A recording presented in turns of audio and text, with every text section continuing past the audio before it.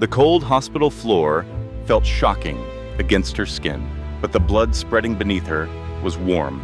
Elena Carter was 8 months pregnant, and her husband had just struck her across the face. As she collapsed, her hands flew to her stomach, and she pleaded for someone to help her baby, but nobody responded. Instead, his mistress appeared in the doorway, and she was laughing. It's my pleasure. Actually laughing. The Now we woman wait. then knelt beside Elena and whispered something so vicious and intentional, you will have to hear it to believe it. And this next part will stay with you. Elena's best friend for 10 years, the one person she trusted with everything, was also part of the plan. In just 15 minutes, she had drained every penny from Elena's accounts, a total of $400,000. In an instant, Elena had lost her husband, her money, and her best friend. She was bleeding on the floor of a hospital, on the verge of losing her child, and completely alone, or so it seemed. Because 200 miles from there, a telephone was ringing inside a billionaire's penthouse apartment. The call came from a woman with dementia who had guarded a 30-year-old secret about a father Elena never knew she had. The events that follow will leave you stunned. They will pull at your heartstrings, and in the end, they will show you that justice often arrives from the most surprising directions. Please stay with me for the entire story, because you will not predict the final twist. Before we dive in, please let me know in the comments where you are joining from today. And if this story touches you, the subscribe button is waiting. With just one click, you will not miss another story like it. Now, let us return to 48 hours before her world came crashing down. This story will teach you that survival is not about physical strength. It is about rejecting the narrative your abuser writes for you, remembering who you were before they tried to erase you, and building a new life from the ashes. If you have ever felt trapped, betrayed, or completely alone, this story is for you. The warm sensation of blood contrasted with the cold tile of the hospital. Elena Carter held her palm to her swollen belly, attempting to crawl toward the nurse's station. She could feel that her nose was broken, the cartilage displaced under her skin, and the taste of copper filled her mouth. But that physical agony was nothing next to the sheer terror that gripped her. Her baby, the child she had carried for 8 months, was in grave danger. Standing behind her was Derek Mitchell, his fist still tightened, his breath hissing through his teeth. This was the man she married 4 years ago, the man she had entrusted with her life, her ambitions, and her very being. He was the man who had just hit her with enough force to knock her to the ground. In the doorway of the exam room, another person was watching. Victoria Lawson was leaning on the doorframe, her arms folded, with a faint smile on her painted lips. She made no move to get help and did not call out for anyone. She just watched, like a researcher observing an experiment that was going exactly as planned. Elena reached out toward the hall as her vision began to blur. "Please," she whispered, "my baby. Somebody needs to help my baby." Victoria's expensive heels clicked against the floor as she knelt down next to Elena. The smell of high-end perfume mingled with the metallic scent of blood. "Darling," Victoria said in a soft, almost gentle voice, "this was always going to happen. You were never meant to have that baby, or that husband, or any of this." In the distance, alarms started to sound. Elena could hear yelling, running footsteps, and the sound of rubber shoes on the slick floor, but she could not make sense of any of it. The only thing she could focus on was the intense cramping in her stomach, the dampness soaking through her hospital gown, and the awful thought that she was losing it all. The last image she saw before she'd lost consciousness was Victoria waving goodbye with her perfectly painted fingernails. 48 hours before, Elena still had faith in her marriage. She was in her kitchen that Tuesday morning, flipping pancakes, Derek sat at the breakfast table, absorbed in his phone. Their house was lovely, a four-bedroom, colonial, in a peaceful Ohio suburb outside of Columbus. Elena had paid for the down payment herself, using money she had saved during her career as a senior financial analyst. Derek's only contribution had been his thoughts on what colors to paint the walls. "Breakfast is served," she announced, placing a plate before him. Derek made a noise but did not look up from his phone. His fingers moved quickly over the screen, typing a message that brought a smile to his face. Elena placed a hand on her belly. At 8 months pregnant, she felt huge, clumsy, and always tired. But she had left her job for this life. Derek had urged her to concentrate on their family, on getting ready for the baby, and on always being available for him. She had done it because she loved him and believed in the future they were creating. "Who are you messaging?" she asked, aiming for a casual tone. "It is just work." Derek put the phone in his pocket and got up. "I need to leave. I have a big meeting." He gave her a kiss on the forehead that felt automatic, like a man just ticking an item off a list. Elena saw him take his keys, adjust his tie in the mirror in the hall, and leave through the garage without ever looking her in the eye. The house became quiet. Elena remained at the table, looking at the uneaten pancakes on Derek's plate as they got cold. Something was not right. She had sensed it for months, a growing emotional gap between them, a feeling that she was sharing her life with a stranger who just looked like her husband. But whenever she brought it up, Derek would just call her paranoid. "It is the pregnancy hormones," he would say with a wave of his hand. "You are not thinking clearly." Perhaps he had a point. Maybe it was all in her head. She tidied up the kitchen, took a shower, and got ready for her lunch meeting with Jessica Palmer. Jessica had been her closest friend since they were freshmen at Ohio State. Their friendship spanned 10 years, filled with shared confidences, late-night conversations, and solid support through every single challenge. If anyone could help Elena make sense of her uneasy feelings, it would be Jessica. They arranged to meet at their regular cafe, a cozy place near the campus where they had spent endless hours studying. Jessica was already in their favorite booth, her blonde hair tied back in a simple ponytail, offering a warm and inviting smile. "Look at you," Jessica exclaimed, as she stood up to hug her. "You are absolutely radiant." Elena chuckled and replied, "I feel more like a giant whale. You look wonderful. How is the baby doing?" They placed their orders for salads and chatted about everyday things. Jessica talked about her job at the marketing company. Elena shared her plans for the nursery, and they exchanged the latest news about friends from their college days. For a short while, Elena felt like herself again. Then, Jessica leaned in, her expression filled with concern. "But how are you really? You seemed upset when we talked on the phone." Elena paused. Saying the words out loud felt risky, as if speaking them would make her fears a reality. "I found a receipt in Derek's coat last week," she finally admitted. "It was for flowers. But he never gave me any flowers."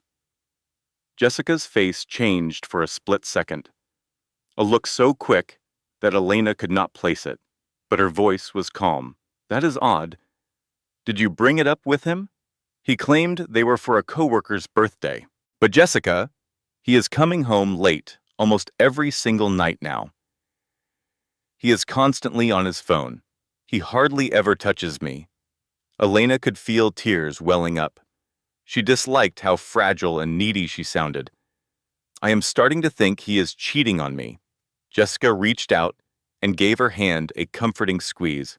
"Oh, sweetie, you are definitely reading too much into this. Derek is crazy about you. He is probably just overwhelmed with work. Men can act strangely when a baby is on the way. The responsibility makes them anxious." "Do you really think so?" "I am positive," Jessica said, with a reassuring smile. "You two have a perfect marriage. Ask anyone.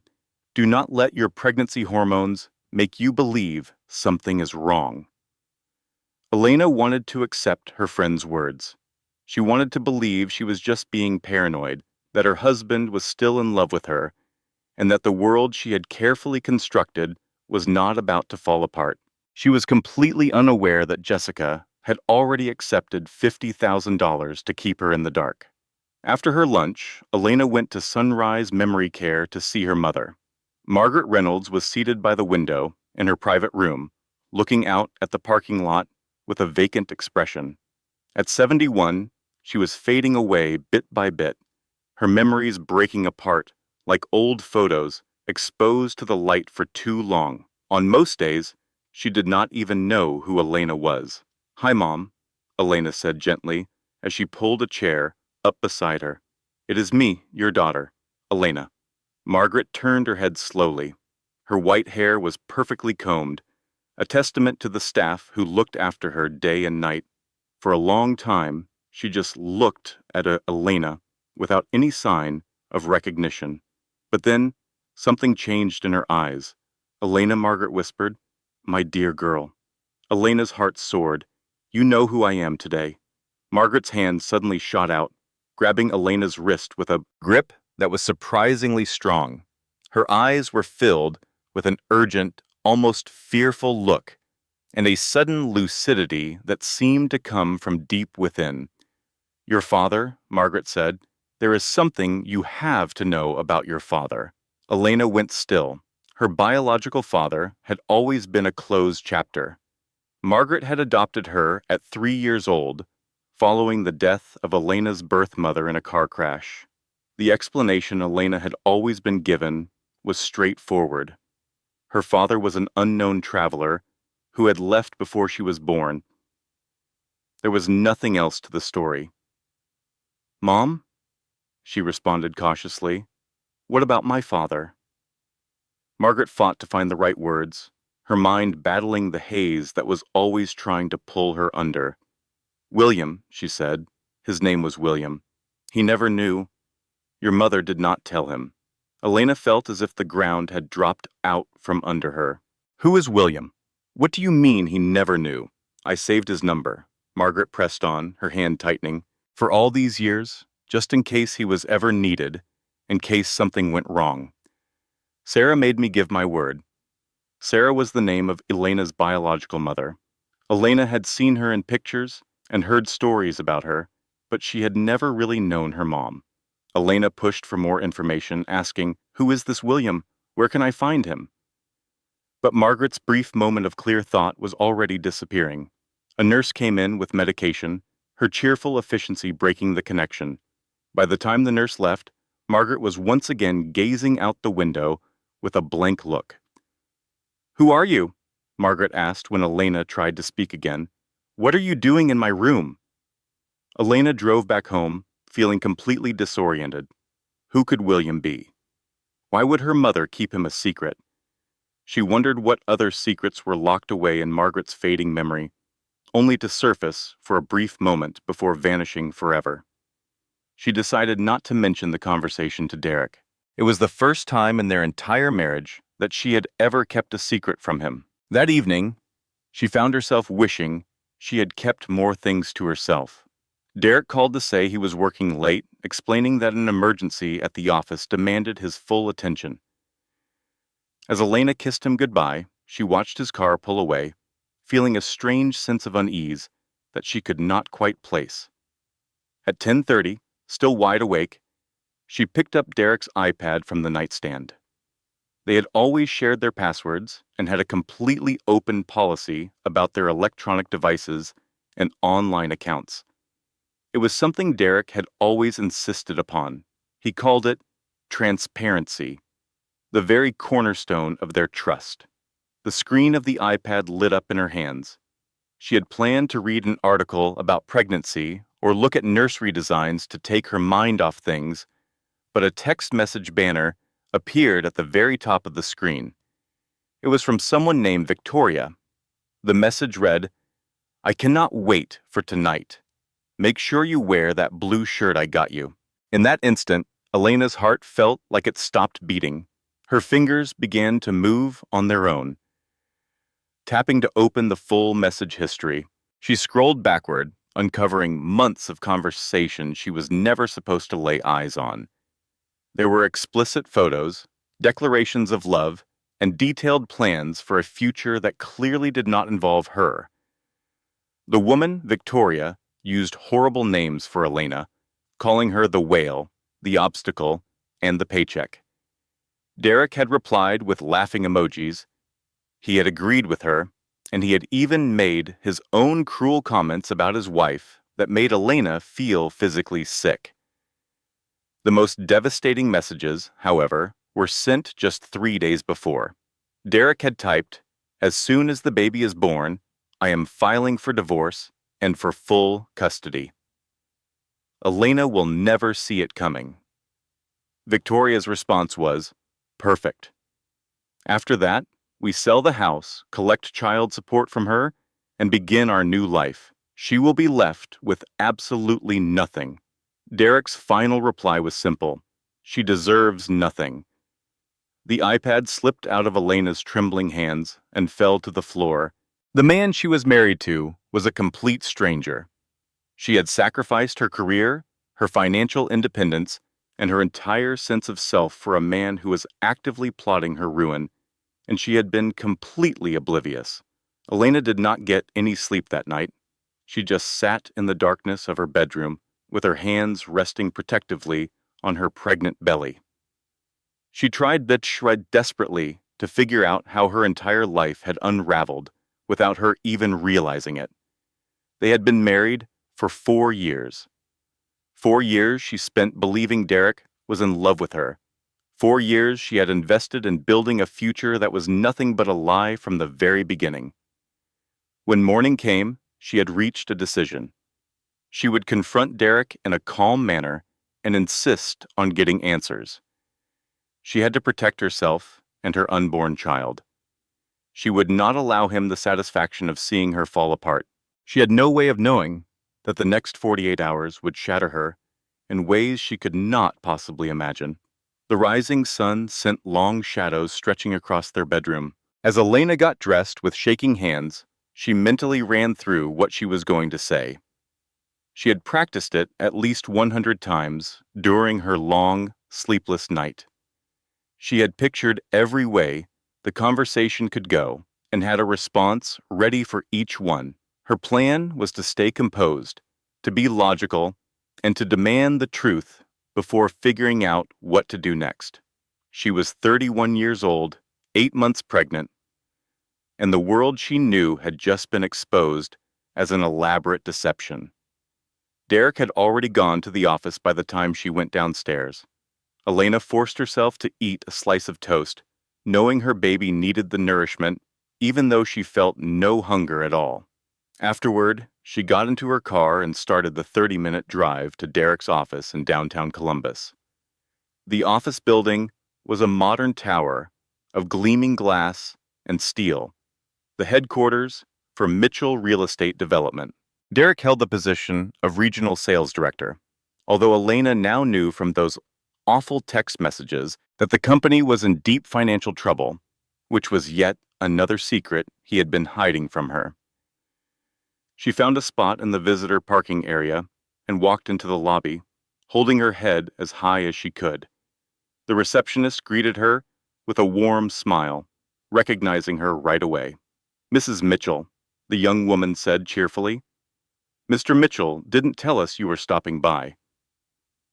"I just wanted to surprise him," Elena replied. The lie felt like acid on her tongue.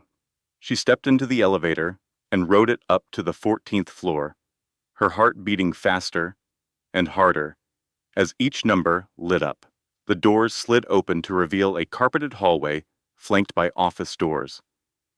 In the distance, she could hear the faint sound of phones ringing and the low hum of the salespeople making their calls. Derek's corner office was situated at the very end of the hall. She saw that the door was open just a crack. Elena walked toward it quietly, her steps completely muffled by the thick carpet. She could make out voices coming from inside, along with laughter and a woman's voice that sounded low and flirtatious. She gently pushed the door the rest of the way open. Derek had Victoria pinned against his desk. His shirt was unbuttoned, and her skirt was pushed high up on her thighs. They were so lost in their moment that neither of them saw Elena standing there in the doorway until she finally spoke. "So, it's all true," she said, her voice quiet. They jumped apart in surprise. Victoria was the first to regain her composure, her look of shock quickly transforming into one of cold amusement. She made no effort to cover herself up. She just casually smoothed down her skirt and offered a smirk. "Well, look what we have here," Victoria said. The wife has finally caught on. Derek was still awkwardly trying to button his shirt. His face had turned from pale to beet red, his emotions changing too rapidly for her to read. But when his gaze finally met Elena's, she saw no trace of shame in his eyes, only pure annoyance. "What are you doing here?" he snapped. "You were supposed to be at home." Elena grabbed the door frame to steady herself, feeling her legs begin to buckle. "I am your wife. I am 8 months pregnant with your baby, and you have the nerve to ask me what I am doing here?"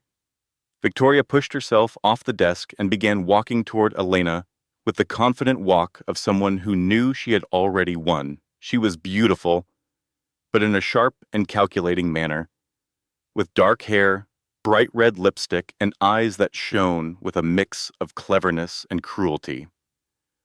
"Let me take care of this, baby," Victoria said to Derek over her shoulder. She came to a stop right in front of Elena, so close that Elena could smell her strong perfume. "Elena, let's just be adults about this," she said.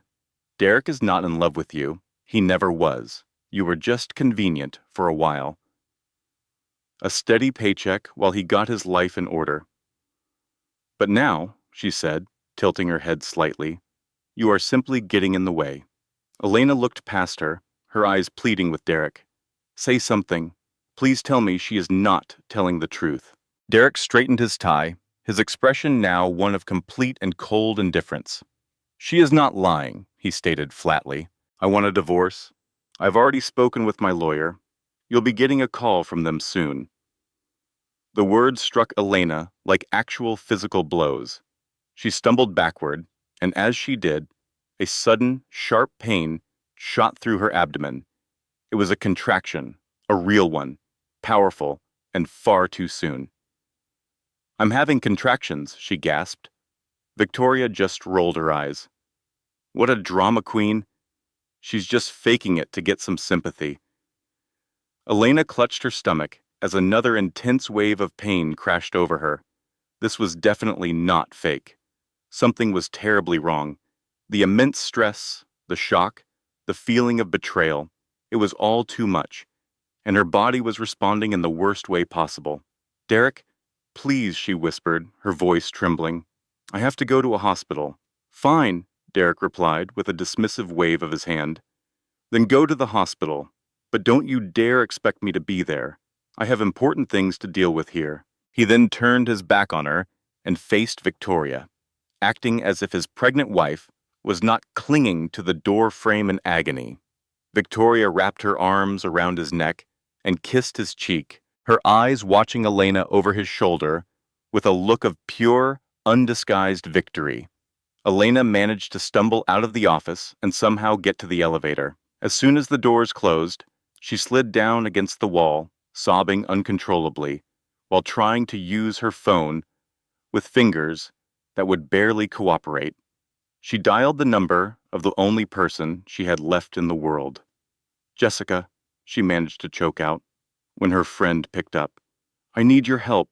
Derek is cheating on me, and I'm having contractions. I have to get to the hospital." "Oh my God," Jessica said, her voice instantly filled with alarm. "I'm on my way right now. You go directly to Mercy General. I'll find you there. I promise you, everything is going to be all right." Elena actually believed her. That would be the very last promise Jessica Palmer was ever able to keep. Mercy General Hospital stood like a fortress against the gloomy November sky. A massive complex of interconnected buildings that served most of the eastern suburbs of Columbus. Elena somehow drove herself there, her hands gripping the steering wheel as she breathed through waves of pain that were now coming every few minutes. The staff in the emergency room saw her right away. Her blood pressure was dangerously high, and her contractions were real, though they were not yet in a regular pattern. The baby was showing signs of distress, but was holding stable. Dr. Rebecca Morrison, who was Elena's obstetrician, showed up in less than an hour.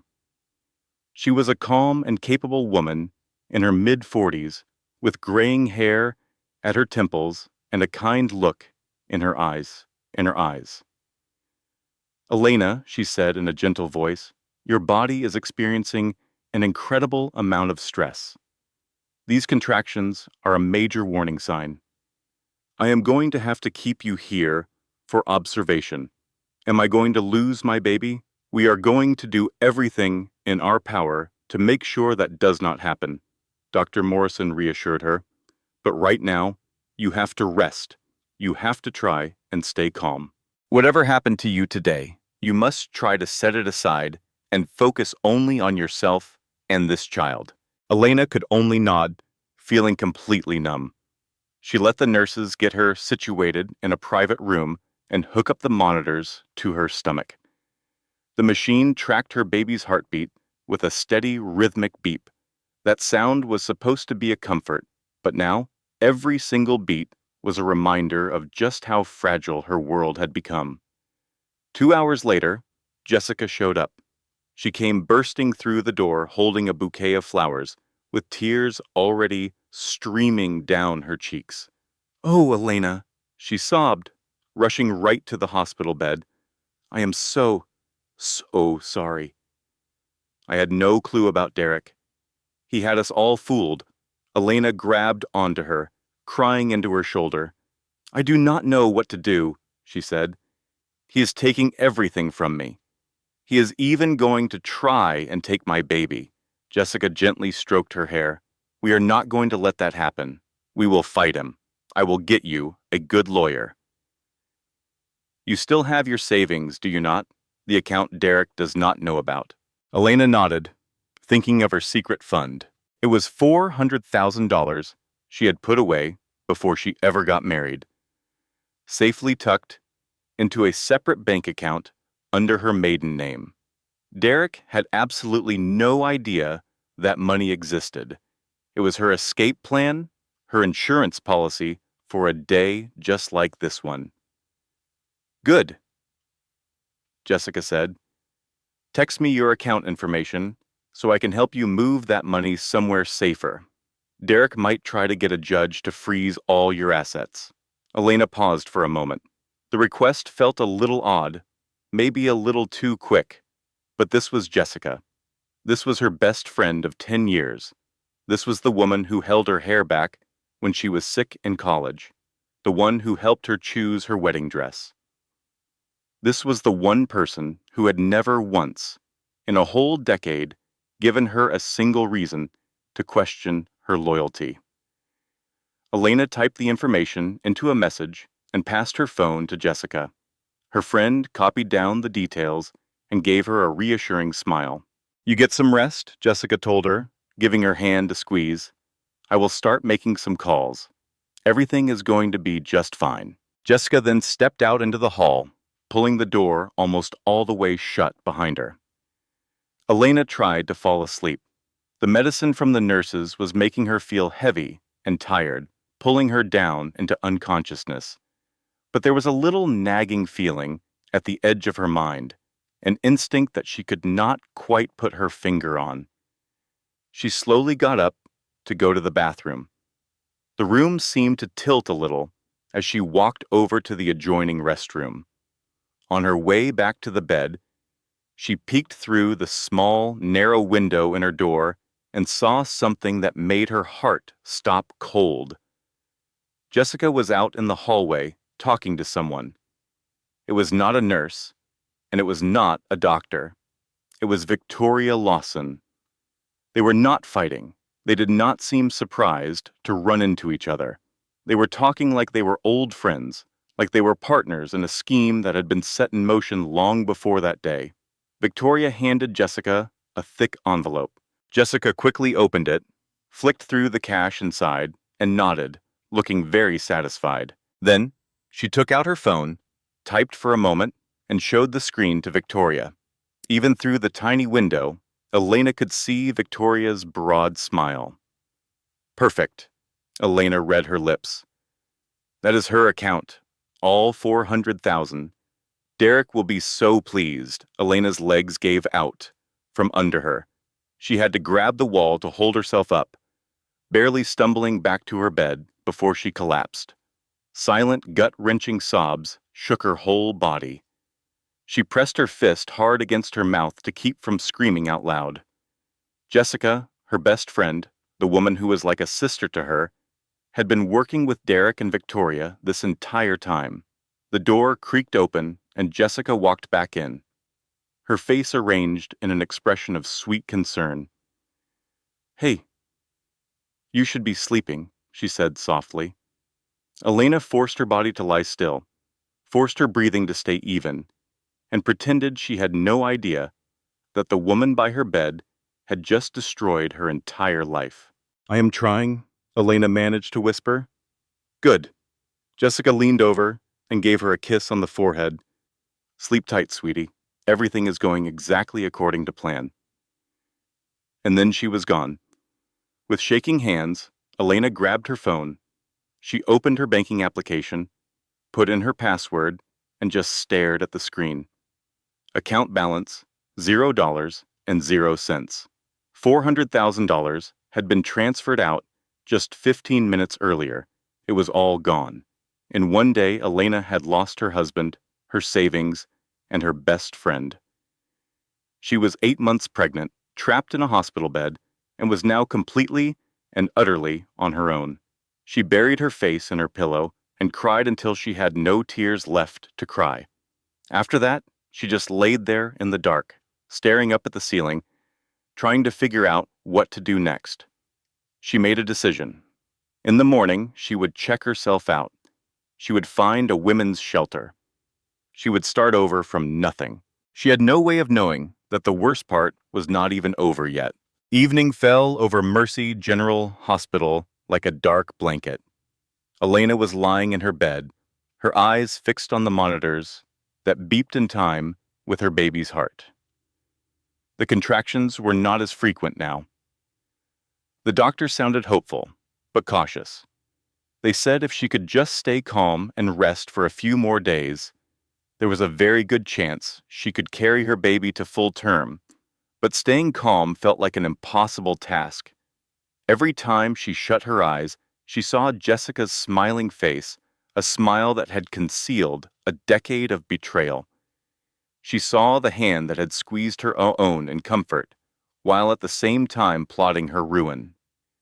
She heard the casual cruelty in her voice when she called it all a plan. A nurse suddenly appeared at her door. "Mrs. Mitchell, your husband is here to see you. He said there is some urgent insurance paperwork that you need to sign."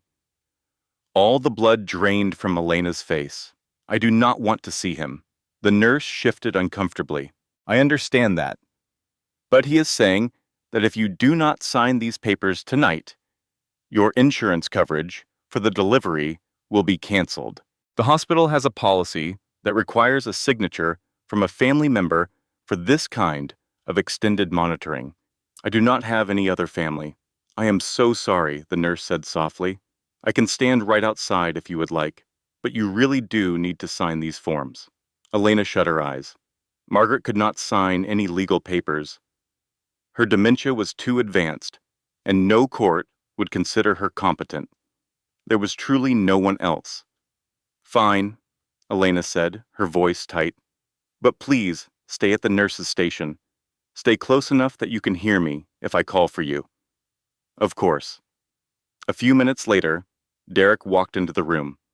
He did not look like he had at the office.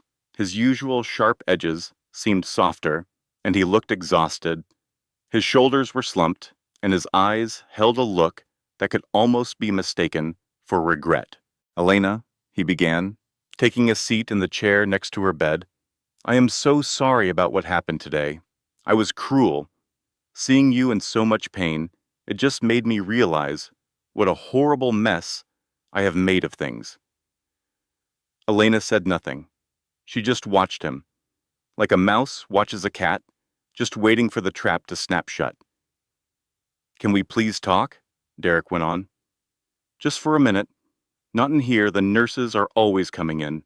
There is a family consultation room just down the hall. It is private. Please, Elena, just 5 minutes." Every single instinct in her body was screaming at her to say no, but she had to get those insurance papers signed. She needed that coverage, for the delivery, for her baby, for whatever life was going to be now. Besides, the consultation room was just a few steps away. The nurse's station was right there. If anything went wrong, she could just scream. 5 minutes, she agreed. That is all you get. Derek helped her get out of the bed with a gentleness that felt completely fake. They walked slowly down the hall, with Elena's hand resting on her belly and Derek hovering beside her like a worried husband. To anyone else walking by, they would have looked like a loving couple. The consultation room was at the very end of the corridor, past the last patient room, and tucked around a corner. It was much more private than Elena had expected, far more isolated than she had realized. Derek held the door open and motioned for her to go inside. Victoria was standing there, waiting for them. Elena spun around to leave, but Derek's hand clamped down hard on her arm. He yanked her into the room and pulled the door shut behind them. The soft click of the latch sounded as loud as a gunshot. "Hello again, Elena," Victoria said with a smirk. "I hear you have had a pretty rough day. You lost your husband, you lost your money, and you lost your best friend." "Let me out of here," Elena demanded. "I will scream." Victoria just shrugged. "Go right ahead. But you should look at this first." She held up her phone, and on the screen was a video. Elena instantly recognized herself and her bedroom, but the man in the video was a complete stranger. The things they were doing were things she had never, ever done. "It is amazing what technology can do these days," Victoria said in a casual tone. "Think of this as our little insurance policy. If you try to fight us on the divorce, if you try to say Derek was cheating, this video goes out to everyone. Your family, your job, the entire internet. That is a fake," Elena said, her voice shaking. "Anyone can tell that is a fake." Derek stepped toward her. "It does not matter if it is fake. People believe what they want to believe.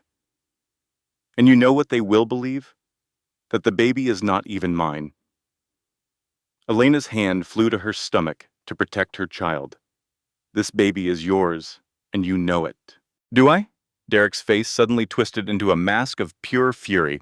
"Victoria showed me things, messages you supposedly sent to other men, even pictures.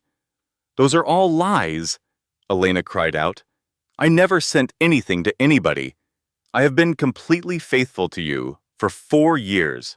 Derek grabbed her by the shoulders, his fingers digging into her arms so hard they would surely leave bruises. "Shut up," he snarled at her. Victoria let out a laugh.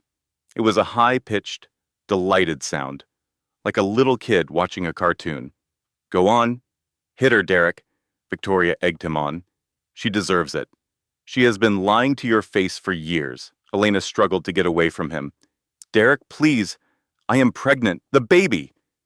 His fist smashed into her face. The pain was unlike anything Elena had ever felt before.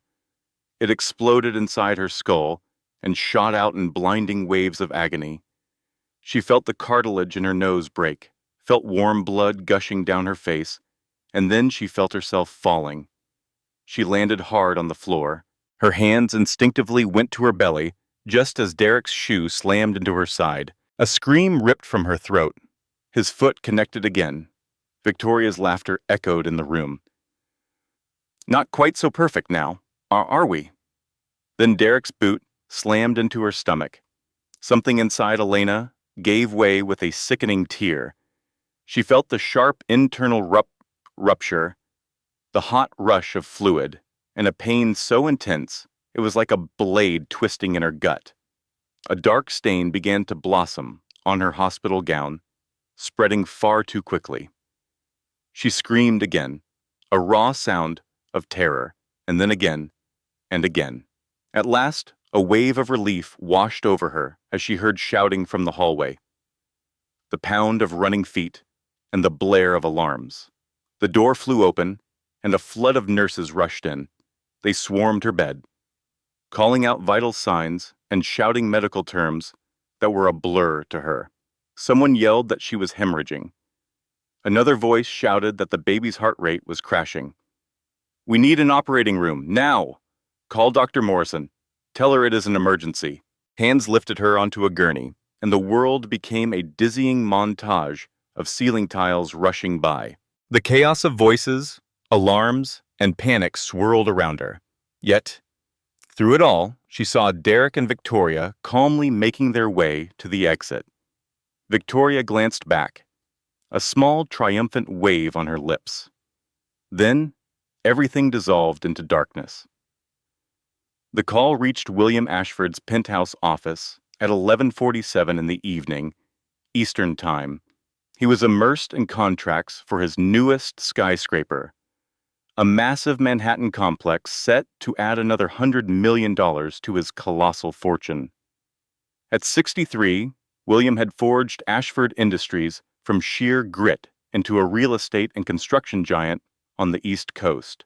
He had started his journey as a carpenter's apprentice in Cleveland. Now his name was on buildings across 12 states.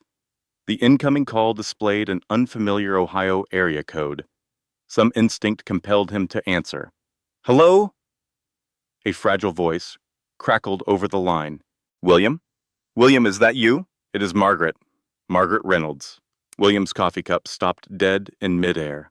He hadn't heard that name in 30 years. Margaret Reynolds was the best friend of the woman he had loved.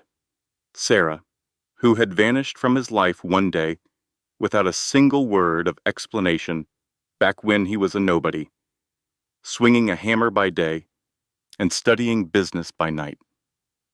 Margaret? He carefully placed the cup on his desk. "What is it? Who is Elena?" "She is your daughter, William." The voice on the other end was a tangled mess of urgency and sorrow. "Elena is your daughter. Sarah was pregnant when she left, but she never told you. I have raised her as my own ever since Sarah passed away.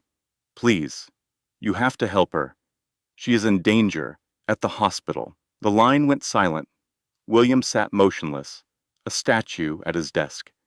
His heart pounded against his ribs as his mind struggled to process the impossible revelation that had just shattered his entire 30-year history. He had a daughter, a 31-year-old daughter he never knew existed. Sarah hadn't abandoned him out of malice. She had left because she was carrying his child, too proud to burden a man who had nothing to give.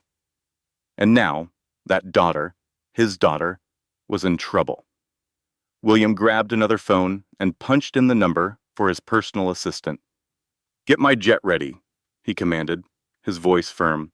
"I am flying to Ohio tonight. I also need you to find every piece of information you can on a woman named Elena Carter, maiden name Reynolds. She is currently at a hospital in Columbus." "Yes, sir." A brief pause followed. "Is everything okay?" "I do not know," William admitted, his voice low, "but I am going to find out." 4 hours later, William's private jet touched down at a small airport just outside Columbus. A black sport utility vehicle was waiting on the tarmac.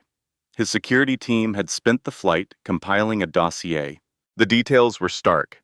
Elena Carter, age 31, was married to a man named Derek Mitchell, a regional sales director for a failing real estate firm. She was in emergency surgery at Mercy General Hospital after an assault. Her husband was listed as a person of interest, and the police were on site. William hadn't slept a wink.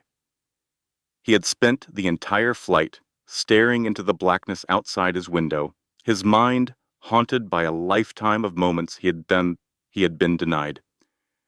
Her first steps, her first words, every birthday and graduation, an entire life he should have been a part of. 31 years had been stolen from him because Sarah had not thought he was worthy. He was determined to prove her wrong now. The sport utility vehicle arrived at the hospital at 2 in the morning. William strode into the emergency wing like a force of nature, ignoring a security guard's attempt to stop him, carrying the unshakable authority of a man who built empires and never took no for an answer. A nurse tried to block his path. "Sir, only family members are permitted inside. I am her father," William stated. His voice was like solid rock, completely unbreakable. "Take me to her room now." Something in his tone made the nurse obey. She guided him through hallways that smelled of rubbing alcohol and anxiety, passing rooms where other families dealt with their own tragedies, until they arrived at the surgical area. Through a small window, William saw Elena for the very first time. She was unconscious on an operating table, looking pale, bruised, and broken. Doctors worked around her with focused urgency. Monitors beeped, tracking the rhythm of two hearts, one that was weak and fading, and another that was tiny and fighting to survive. William pressed his hand flat against the cold glass. "You can do this," he whispered. "Fight. I only just found you. Please do not leave me now." The operation took 2 hours. William did not change his position. He did not take any food, and he did not sit down. He stood guard at that window like a soldier, watching complete strangers work to save the daughter he never knew existed. At 4:47 in the morning, a faint cry cut through the tense silence. The baby, a boy, was alive. The surgeon looked up and gave a thumbs-up gesture through the glass. Elena's heart rate grew steady. The monitor's display changed from a frightening red to a carefully optimistic green. William leaned his entire body against the wall, his strength gone. For the first time in 40 years, the billionaire, who had created an entire empire from scratch, completely broke down and cried. Consciousness returned to Elena in slow, hazy waves, like rising from the bottom of a deep, dark pool. The first thing she felt was pain. Her face throbbed, a deep ache radiated from her abdomen, and every breath was a struggle. But beneath the physical agony was a different sensation, a profound lightness, a terrifying void. Her baby. Elena's eyes shot open. She tried to push herself up, but a pair of gentle hands restrained her. "Easy now," a calm voice said. "You have been through quite an ordeal." She blinked, her vision slowly coming into focus. The room was softly lit by afternoon sunlight peeking through the blinds. Medical machines hummed and beeped around her bed, a steady, reassuring rhythm. In a chair beside her sat a man she had never seen before. He appeared to be in his early 60s, with a strong jawline and silver hair. His eyes, however, were strangely familiar, like looking at a reflection that showed a different person from a different time, yet held an undeniable, shared essence. "Who are you?" Elena whispered, her voice hoarse. The man leaned closer, his hands clasped tightly in front of him, his face a complex mask of hope, fear, and profound emotion. "Elena," he said softly, "my name is William Ashford. I am your father." The words floated in the air, refusing to make sense. Elena tried to comprehend them. She attempted to fit his claim into the framework of her reality, but it felt alien and impossible. "I do not have a father," she said weakly. "Your mother never told me about you," William explained, his voice even, though she could see the immense effort it took to keep it that way. "She left before I could find out she was pregnant." Margaret held on to the secret for all these years. "She was the one who called me 2 nights ago She is the reason I am here, Margaret. The name triggered a memory. The old phone number she had kept for 3 decades. A fleeting moment of clarity at the memory care facility. Your father? His name was William. Tears began to well in Elena's eyes. Everything hurt. Her bruised body, her broken heart, and her entire sense of self. For 31 years, she had carried the belief that she was utterly alone. The daughter of a nameless man who had vanished before she was even born. Now, this man was here, claiming to be the piece of her life she never even knew was missing. I do not understand, she sobbed, the tears now flowing freely. I know, William said, his own voice thick with emotion. I know you do not. I am not sure I fully understand it myself, but we have time now. We have all the time in the world to figure this out together. At that moment, the door opened, and a nurse came in, carrying a small bundle wrapped in a pale blue blanket. Her smile was warm and genuine. Mrs. Carter, she said cheerfully, would you like to meet your son? Elena's breath hitched in her throat. She had been so consumed by the pain, so stunned by the incredible news about her father, that she had not allowed herself to grasp the most important reality of all. Her baby was alive. The nurse gently placed the tiny bundle in her arms. Elena looked down at the perfect miniature face, the peacefully closed eyes, and the impossibly small fingers curled into a fist. He was perfect. He was real. And he was here. She began to cry again. But these were not the tears of pain and confusion from before. These were tears of overwhelming relief and a gratitude so deep it felt as if it could swallow her whole. William watched the two of them, his own eyes glistening with unshed tears. His family. The family he never knew he had lost. What are you going to name him? He asked gently. Elena looked from her son's face to the face of the man who had appeared like a guardian angel, the father she had unknowingly been searching for her entire life. She looked at the grandfather her son was so fortunate to have.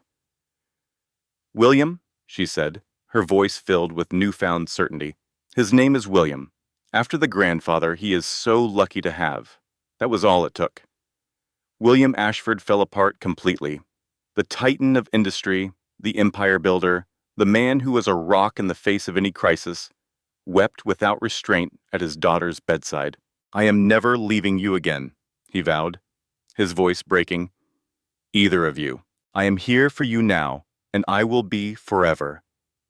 Elena reached out, her fingers closing around his. For the very first time, she felt what it was like to have a father.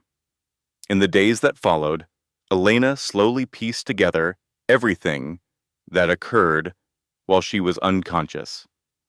Derek and Victoria were taken into custody right there at the hospital. The security cameras had captured the entire brutal attack. A detective named Frank Cooper, a seasoned officer with 3 daughters himself, took a special interest in getting justice for her. The video evidence was absolutely sickening. It showed Derek's hands stained with her blood and Victoria's cruel laughter echoing in the background.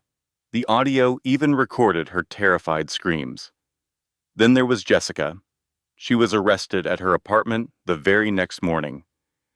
She still had the envelope full of cash that Victoria had given her. She desperately tried to play the victim, claiming they had forced her into it. Her text messages, however, painted a very different picture. They revealed 6 long months of plotting with Victoria. Every plan, every payment, and every betrayal was laid out in black and white. The $400,000 was frozen in its tracks before they could move it overseas. William's financial experts tracked down the money in just a few hours, working with the police to make sure every penny was recovered. But all those legal details felt like they were happening a world away to Elena. Her entire focus was on the tiny human being who needed her for his very survival. Her son, baby William, who the nurses affectionately called Little Will, had arrived 6 weeks early. He spent his first week of life in the neonatal intensive care unit, surrounded by a web of monitors, feeding tubes, and oxygen lines. Elena stayed by his incubator for hours on end, every single day. She would talk to him and sing to him, pouring all of her hope into him with every breath she took, praying he would grow strong. William Sr. never left her side. He brought in more specialists to help. He made certain that little Will had the absolute best medical care available. He sat with Elena through the long, quiet hours, a silent guardian watching over her. He would bring her meals she had no appetite for, gently reminding her to look after herself for her son's sake. It was during those peaceful moments that they truly began to talk. Elena discovered the story of her mother, Sarah Reynolds. She had been William's girlfriend for 2 years, right before she vanished. He told Elena how he had searched everywhere for her, hiring private investigators and spending months consumed by the question of why she would leave without a single word. "I loved her," William confessed one evening, his voice thick with a grief that had lasted for decades. "I was going to marry her. I would have walked away from it all to make a life with her, but she never let me." "Why did she go?" Elena asked quietly. "I am not completely sure," he admitted, "but Margaret eventually told me that Sarah had just found out she was pregnant. It was right after I signed my first major contract. For the first time, I was earning serious money. My career was taking off, and Sarah," William trailed off for a moment. "Sarah was a proud woman, incredibly proud. She never wanted anyone to even hint that she was with me for my money. She refused to be what she called a burden, so she vanished.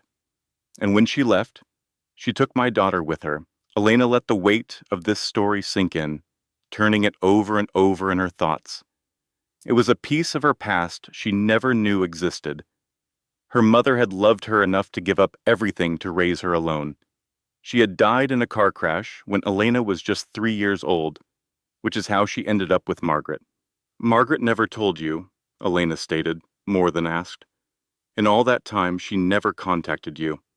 "She told me she wanted to, many times," William answered. "But your mother made her swear she would not, and Margaret is a woman who keeps her word."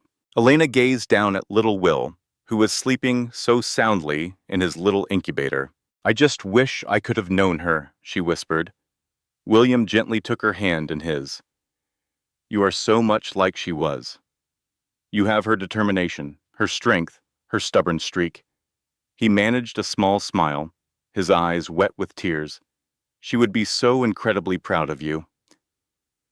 2 weeks later, little Will had gained enough strength to finally leave the neonatal intensive care unit.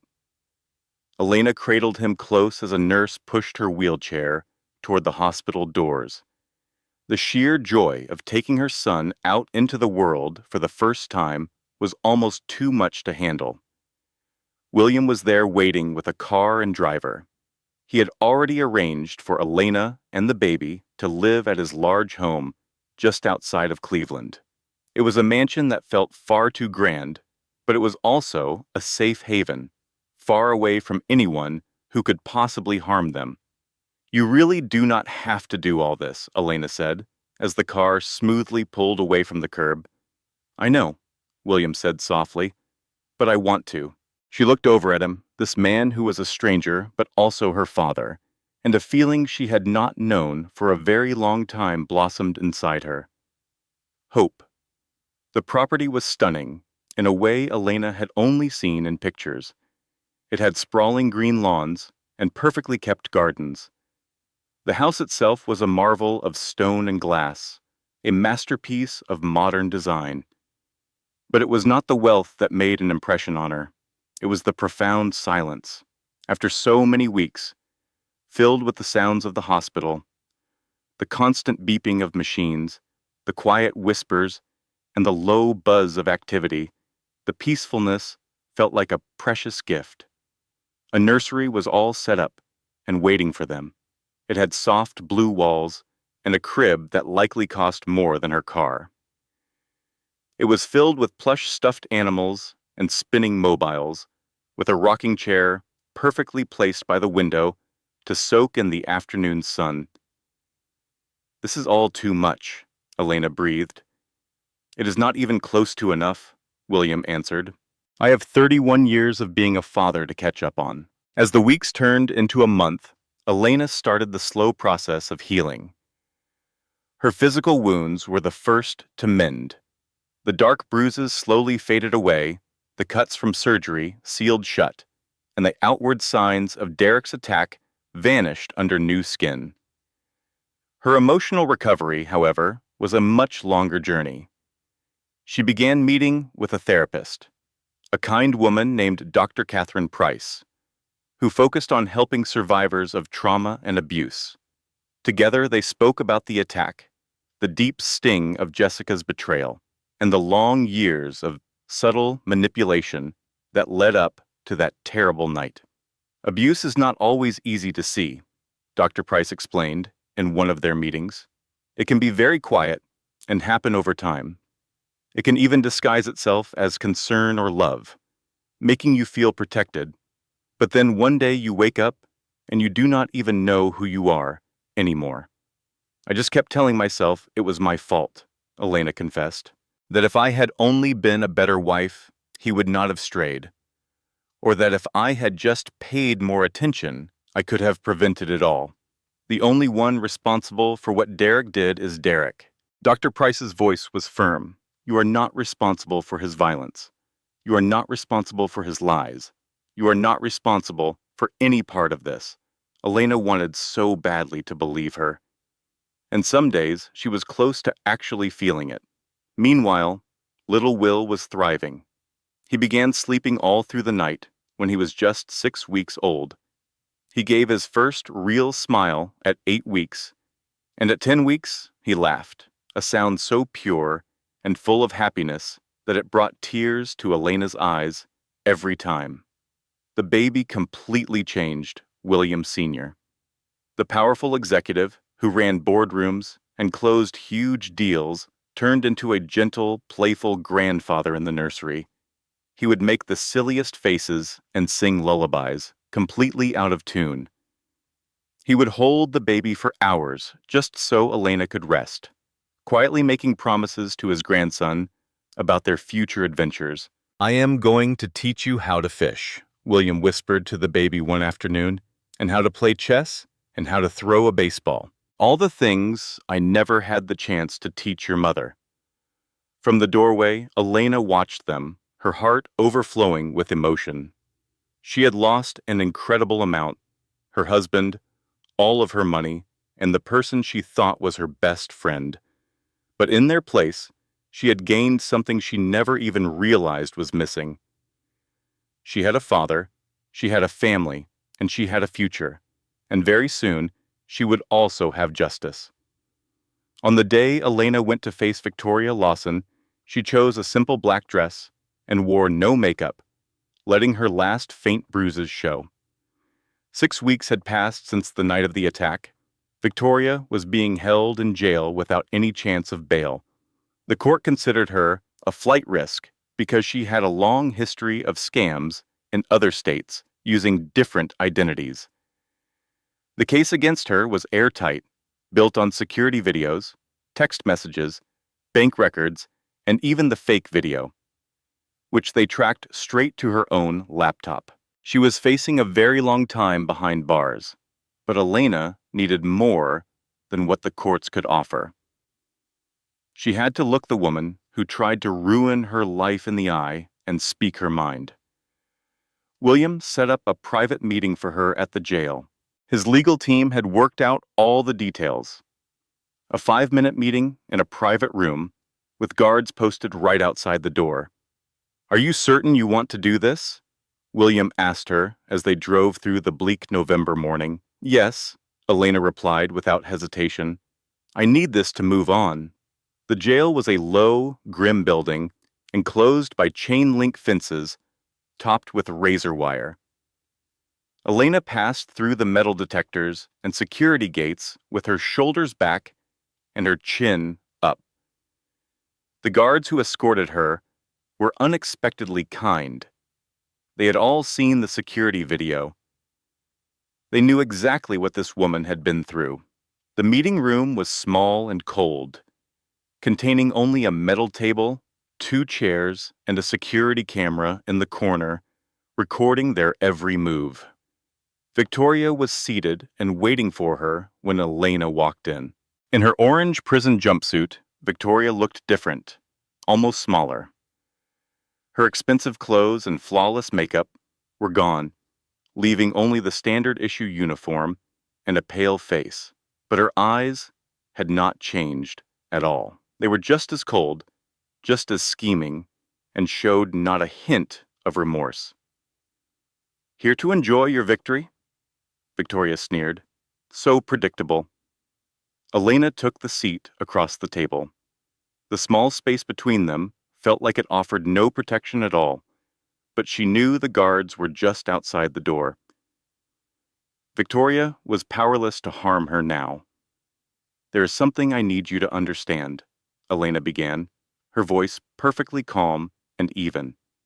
She had rehearsed these words in her head 100 times. "You dedicated 18 months of your life to a plan to ruin me.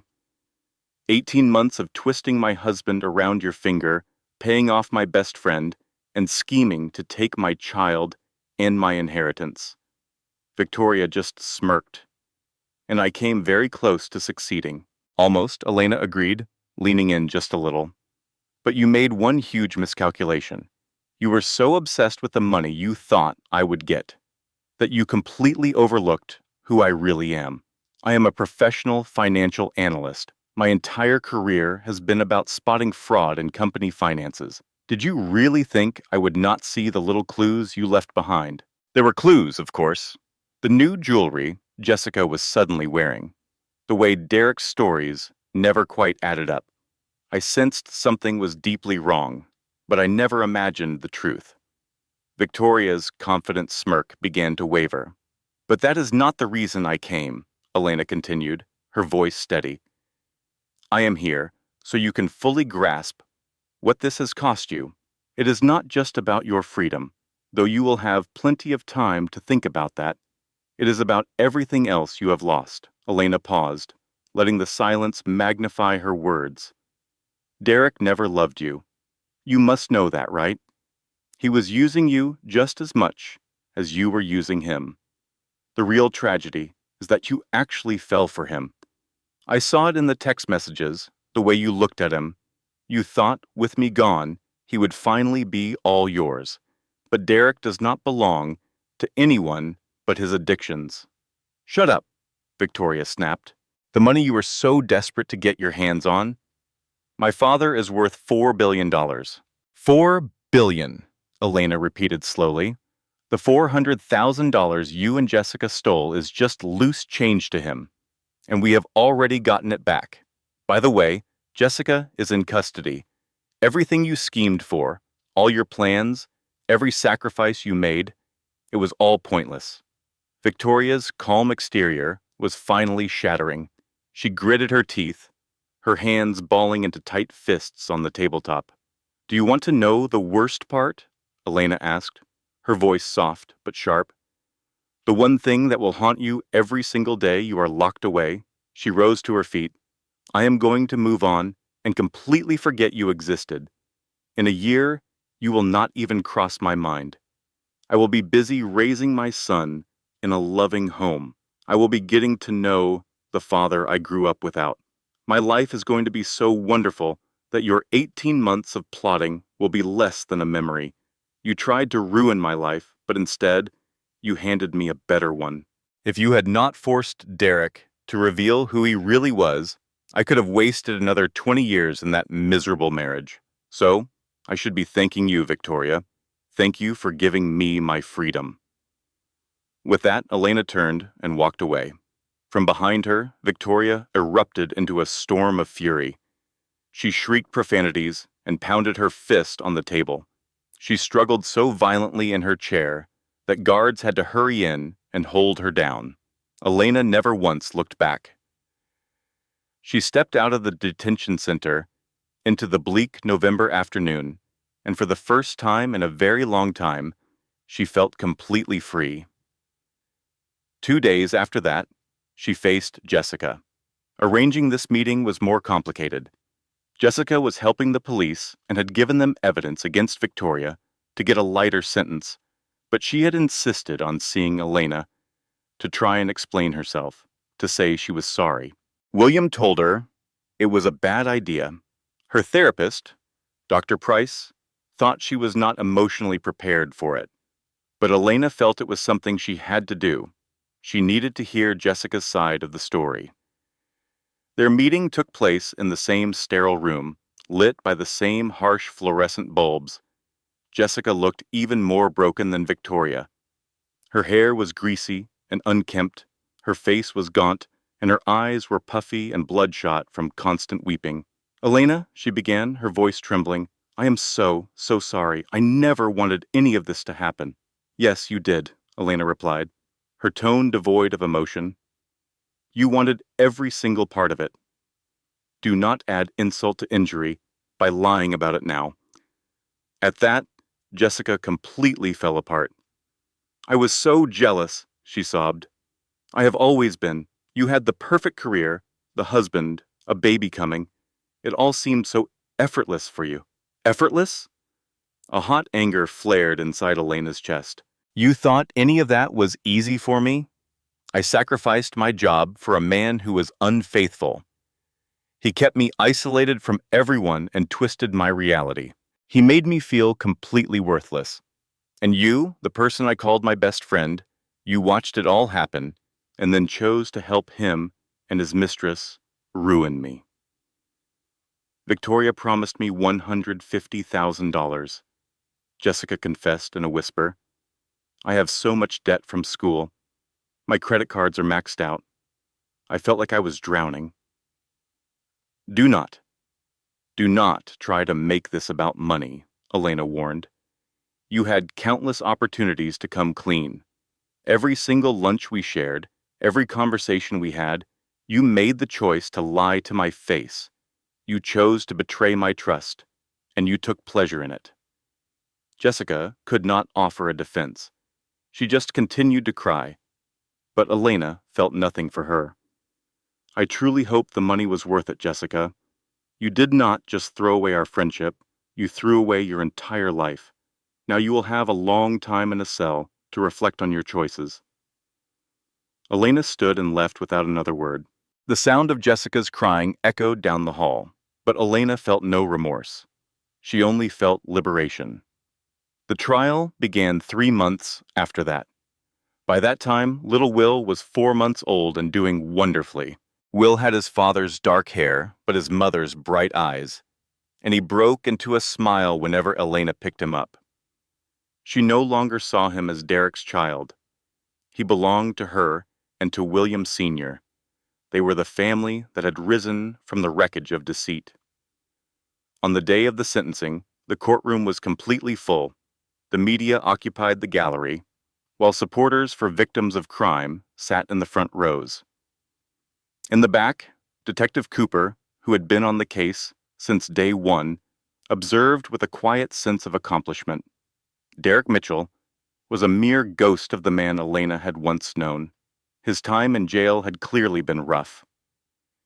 His gambling problems had followed him inside, and constant threats from other prisoners had left him looking thin and haunted. His signature charming smile had vanished, along with all his confidence. Every trait that had once made him appear so powerful was now gone. The court clerk read out the list of charges: aggravated assault on a pregnant woman, attempted murder because of how severe Elena's injuries were, insurance fraud, and conspiracy to commit theft. With every charge announced, Elena felt a burden being lifted from her. Finally, it was her time to give her statement. She approached the podium and looked directly at the judge. Her hands were perfectly still, and her voice was firm. "Your Honor," she started, "the man on trial was meant to be my partner in life. He was supposed to protect me and be the father to my child, but instead, he viciously attacked me when I was 8 months pregnant. He kicked my stomach with the intent of killing our son before he was born, and he laughed as his mistress encouraged him. She paused, allowing the gravity of her words to fill the courtroom. I am not standing here today asking for revenge. I am asking for justice. I am asking that Derek Mitchell is never given the chance to inflict this kind of pain on another woman. I am asking for my son to be raised in a society where men like him are held accountable for their actions. And I ask that, as Derek spends the next 2 decades in prison, he never forgets that he once had a family. He had a wife that loved him and a son that would have adored him, and he threw it all away for a woman who was just playing him. She finished and went back to her seat next to William. The jury's decisions came back quickly. He was found guilty on every charge. The punishments were fitting. Derek Mitchell was sentenced to 23 years in a federal penitentiary and would not be eligible for parole for 18 years. Victoria Lawson was given 18 years for her role in the conspiracy, fraud, and as an accessory to attempted murder. Jessica Palmer got 5 years for theft and conspiracy. While being escorted out in handcuffs, Derek glanced back at Elena one final time. "Elena," he pleaded, "please, I am so sorry." She gave him no reaction at all. She simply turned toward her father, who wrapped a comforting arm around her shoulders. "It is finally over," William said. "Yes," Elena agreed. "It is." About 6 months after the trial concluded, Margaret Reynolds's health declined sharply. Elena had made a point to visit her every single week after she got out of the hospital. On some days, Margaret knew who she was, and on others, she did not. But even when Margaret was lost in confusion, Elena would sit by her bed, hold her hand, and share stories about little Will. "He is crawling everywhere now," Elena told her on one visit. "He is into absolutely everything. He would have turned your house upside down." Margaret would offer a weak smile, not fully understanding the words, but seeming to find solace in the warmth of Elena's voice. But the dementia was a cruel disease, chipping away at Margaret's mind month by month.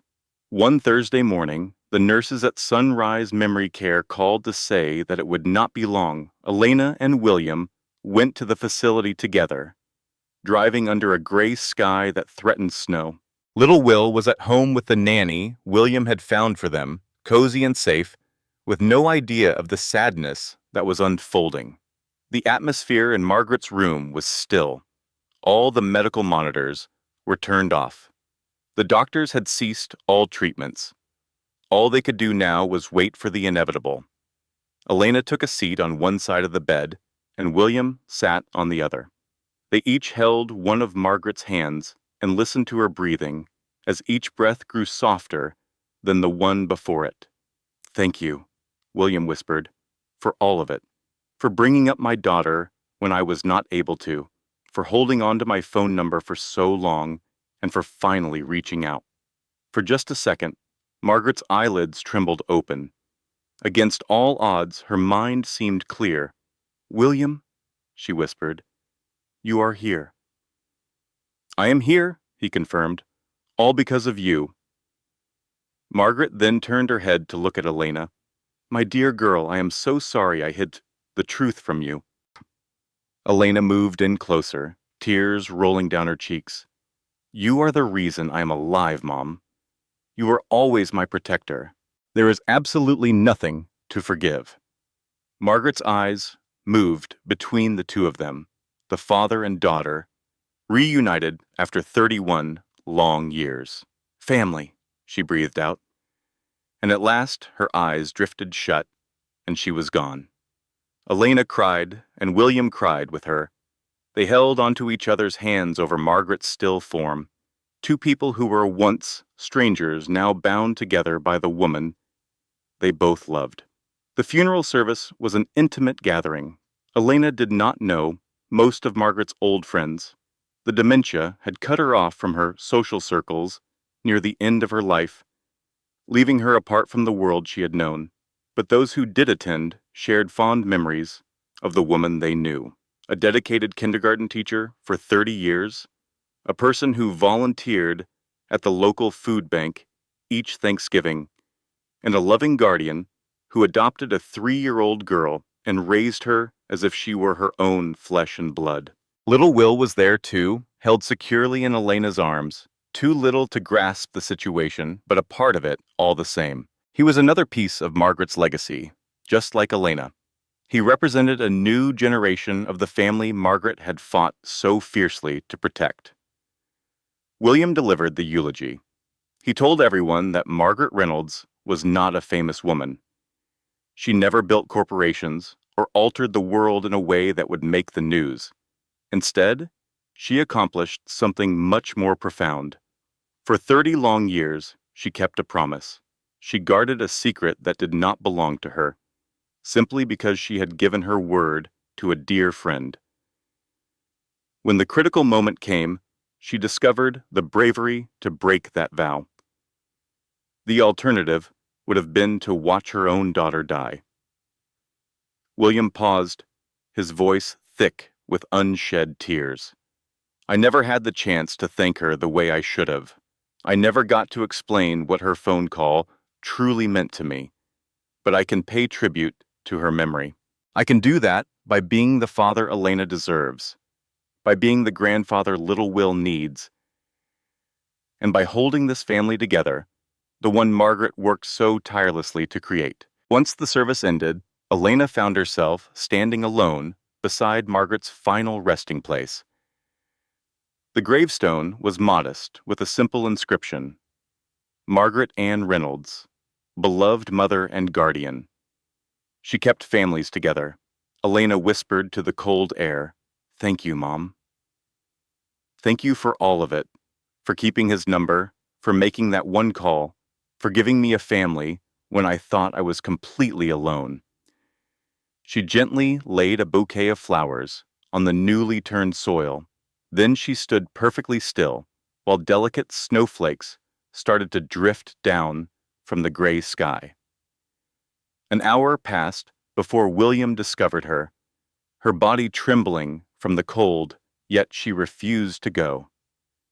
"She is at peace now," he said in a soft voice. "I know," Elena answered, wiping away a tear. "I just miss her so much." "You always will," William said, placing a comforting arm around her shoulders. "That is the nature of love. It remains with us long after our loved ones have departed." Together, they returned to the car, allowing Margaret to rest in peace. The following months marked the beginning of a new chapter for Elena. She left William's large estate to find her own place. It was a cozy house in a peaceful neighborhood, the perfect place for little Will to grow up feeling secure and cherished. At first, William was against the idea. He desperately wanted her to stay close by so he could make up for all the years he had missed. He wanted to be present for every single milestone. Elena, however, craved her own independence. She felt a deep need to prove she could support herself before she could comfortably rely on anyone else's help. "I am not going far," she promised him. "I will bring little Will to visit every weekend, and you are welcome to come over any time you like. But this is something I have to do for myself, to show myself I am capable." William eventually came to understand. After all, he had constructed his entire empire from the ground up. He recognized the importance of self-reliance better than anyone. So, Elena re-entered the workforce. She did not return to her old corporation, but instead took a position as a consultant for a nonprofit. The organization specialized in providing financial guidance to survivors of domestic abuse. This new job gave her a sense of purpose that her old career never could. She guided women through their financial choices and showed them how to secure funds away from their abusive partners. She even helped them create plans for their escape. And each woman she helped felt like a personal triumph.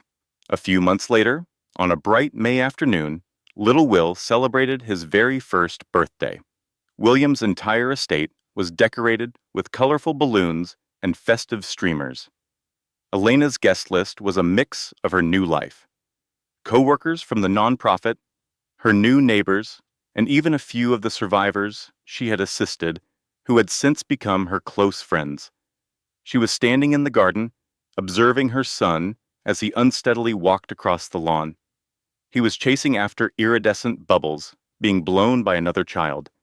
He stumbled and fell, but immediately pushed himself back up and continued his pursuit, his face a mask of pure determination.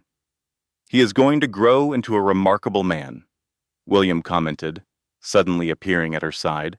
"He already is," she replied. William offered her a flute of champagne. "To family." Elena gently touched her glass to his. "To family." Grandfather and mother stood together, watching the little boy who symbolized everything they had nearly lost forever. "Do you ever feel regret about not finding me earlier?" Elena asked quietly. William took a moment to think about her question. "Every single day," he confessed. "I think of all the milestones that passed me by. I missed your first steps, your high school graduation, and even your wedding, despite how wrong that marriage was. I can never reclaim those years, and that is a pain that will always be with me." He took a breath. "But I refuse to squander my time on what might have been. I came into your life at the moment you needed me most. Now, every day I get to spend with you and your little boy is a precious gift I never thought I would have." Elena leaned her head against his shoulder. "For my entire life, I felt like an outsider," she confessed. "It was like I was waiting for something, but I had no idea what it was. Now I understand. I was waiting for you. You have a place here," William answered firmly. "Both you and little Will. This will always be your home." As the sun started its descent, it colored the sky with hues of gold and rose. Little Will came running to them, his arms open wide, his laughter full of pure happiness. Elena scooped him up and lifted him high into the air. "Happy birthday, my perfect little boy," she murmured into his soft hair. At that moment, for the very first time, her world felt complete. The news alert arrived on her phone during a completely normal Tuesday morning. She was in her kitchen, preparing breakfast. Eggs were scrambling in a pan, while little Will happily drummed his high-chair tray with a wooden spoon.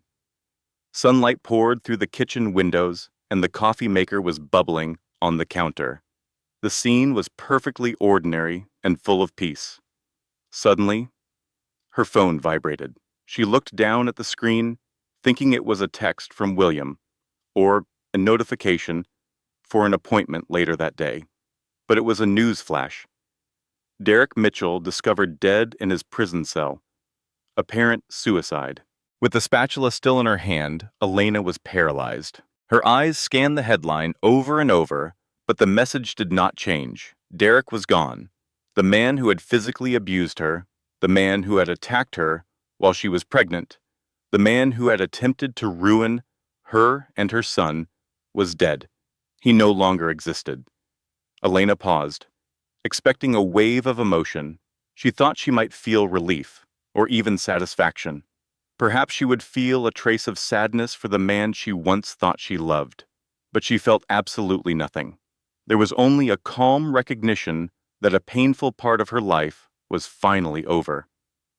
She switched off the burner, lifted little Will out of his high chair, and dialed her father's number. "I just heard the news," William said the moment he picked up. "Are you okay?" "I believe I am," Elena answered. "I expected to feel some emotion, like relief or anger, but there is nothing." "That is perfectly fine," he assured her.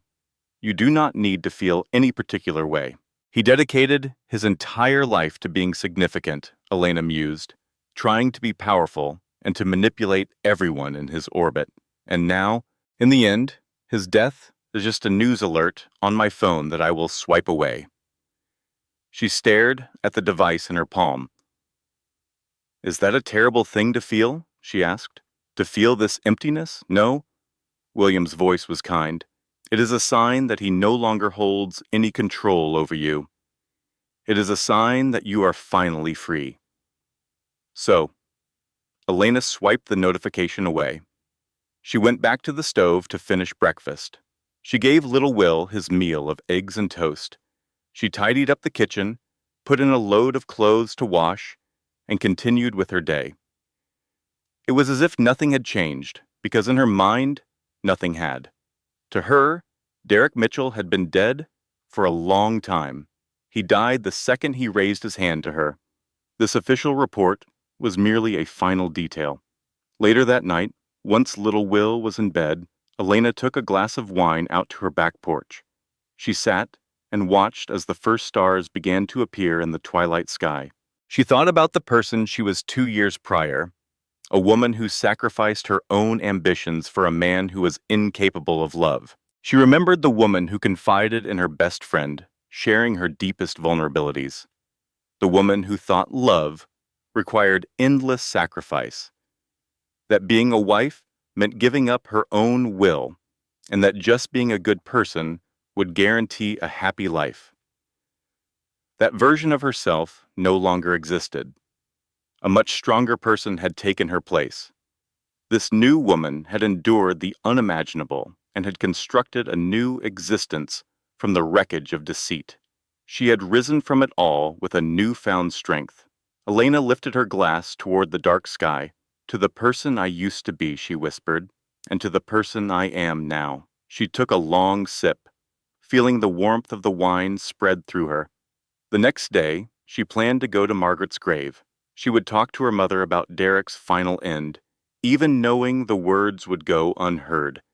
She would leave flowers and have a quiet, one-sided talk for an hour, just as she did each week. The day after that was for her father. She would take little Will to see his grandfather. They would all share lunch together out in the garden. William would surely pull silly faces until the baby giggled with delight. Elena would playfully roll her eyes and act exasperated, all while her heart filled with an overwhelming love. Then, the following day, she would head to her job. There, she would assist another woman in finding a way out of a harmful relationship.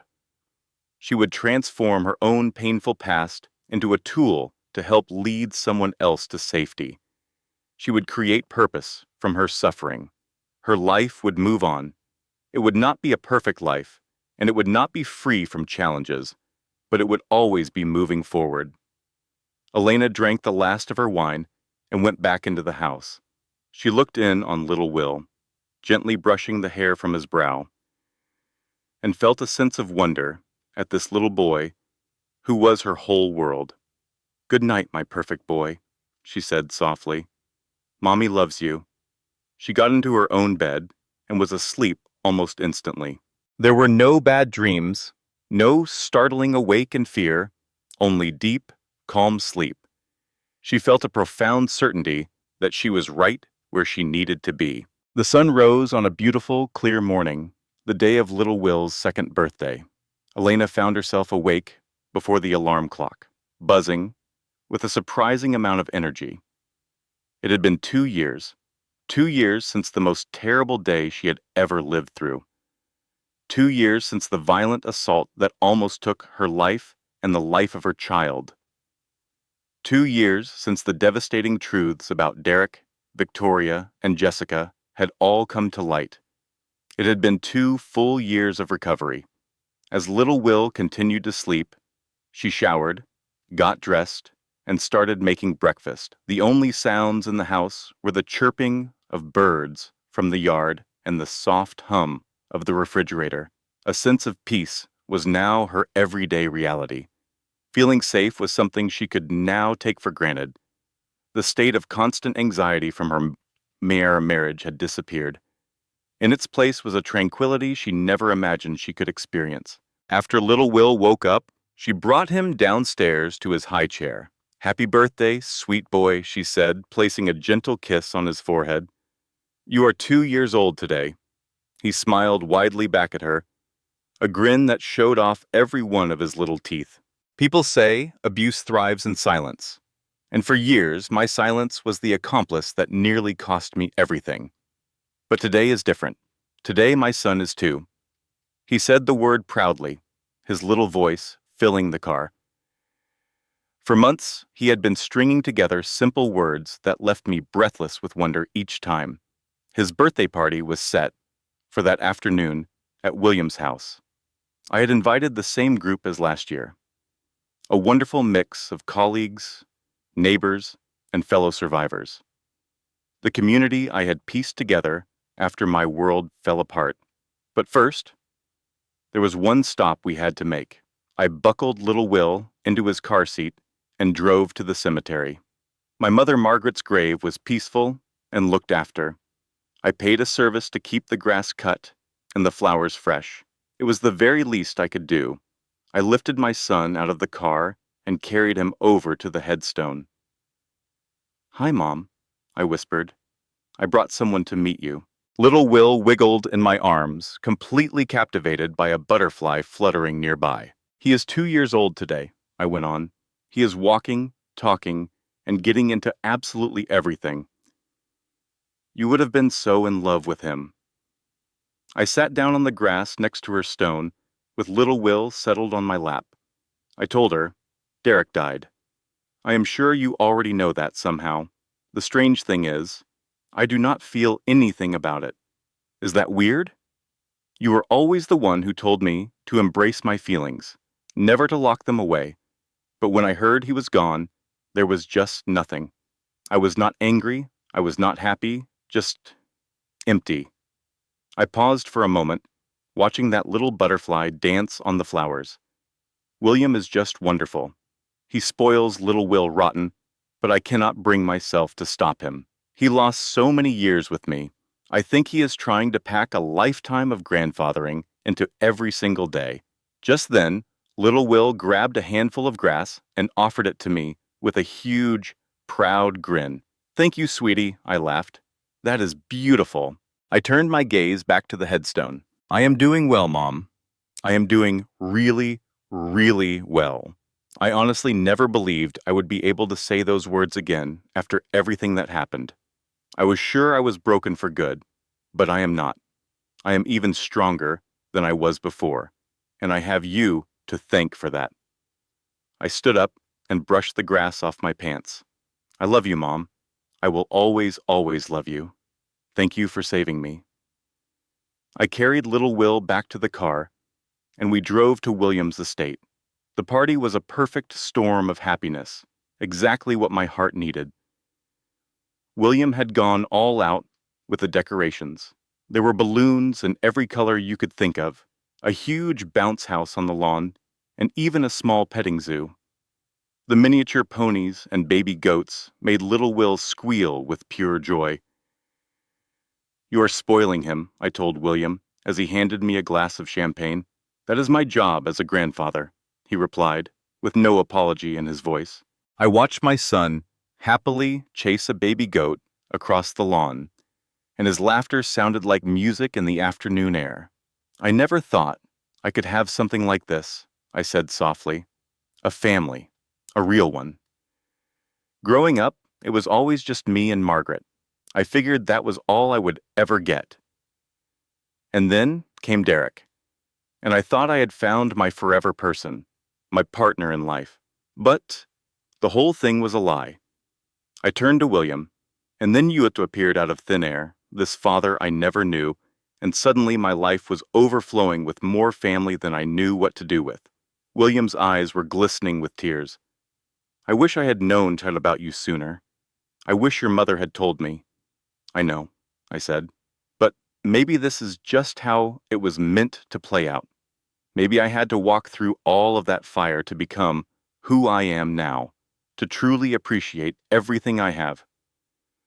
"Or maybe," William suggested gently, "sometimes terrible things just happen to good people, and there is no grand meaning to be found in it, only the need to survive. And you, Elena, you survived." I thought about that for a moment. "I like your version a lot better," I admitted.